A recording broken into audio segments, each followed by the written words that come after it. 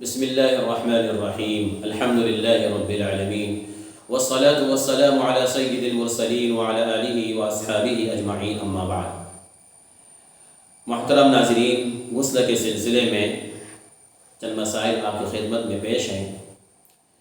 پہلا مسئلہ یہ ہے کہ برہنہ بغیر کسی چیز کے پہنے ہوئے غسل کرنے کا کیا حکم ہے۔ غسل اگر کھلی فضا میں کیا جا رہا ہے، ایسی جگہ میں کیا جا رہا ہے جہاں پر لوگ موجود ہیں، تو وہاں پر چونکہ غسل کے وقت کسی اور کی نظر پڑ سکتی ہے اور سطر نظر آ سکتا ہے، اس لیے وہاں پر برہنہ ننگا غسل کرنا جائز نہیں ہے بلکہ حرام ہے۔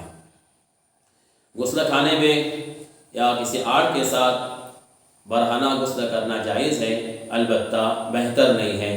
افضل اور بہتر یہ ہے کہ برہنہ غسل نہ کیا جائے بلکہ سطر کو ڈھانپ کر غسل کیا جائے۔ دوسرا مسئلہ یہ ہے کہ اگر کسی کو غسل جنابت لاحق ہو جائے اور اس کو روزہ رکھنا ہو، سحری کرنا ہو، تو سحری کرنے سے پہلے غسل کرنا ضروری ہے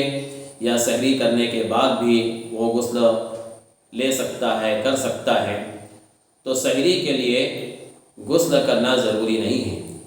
اگر صبح صادق سے کے لیے کافی وقت ہو اور وہ غسل کر کے سحری کر سکتا ہے تو پہلے غسل کرے پھر سحری کرے، اور اگر وقت کافی کم ہے اور غسل کر کے سحری کرنا ممکن نہ ہو تو پہلے سحری کر لے اور اس کے بعد پھر غسل کر لے۔ اسی طرح اگر آدمی کوئی سو جائے، نیند میں ہو، اور سو کر اٹھنے کے بعد اس کے کپڑوں پر کوئی تراوٹ ہو اور یقین کے ساتھ یہ بات واضح ہو جائے کہ یہ منی ہے، لیکن اس کو خواب میں، نیند میں احتلام کا یاد نہ ہو، تو ایسے آدمی پر احتلام کا غسل لینا فرض ہے۔ لیکن اگر اس نے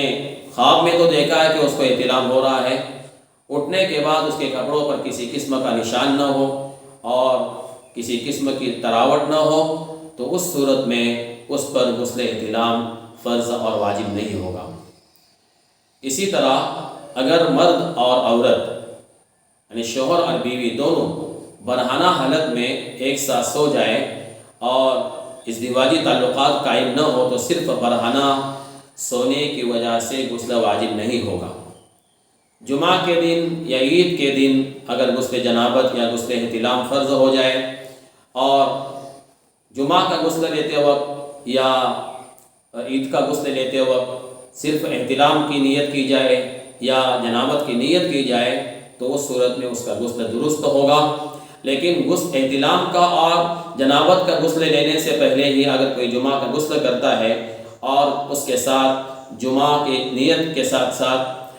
غسل احتلام یا جنابت کے غسل کی نیت نہیں کرتا ہے تو ایسی صورت میں فرض غسل کے لیے صرف جمعہ کا غسل یا عیدین کا غسل کافی نہیں ہوگا۔ واللہ اعلم بالصواب، وآخر دعوانا الحمد للہ رب العالمین۔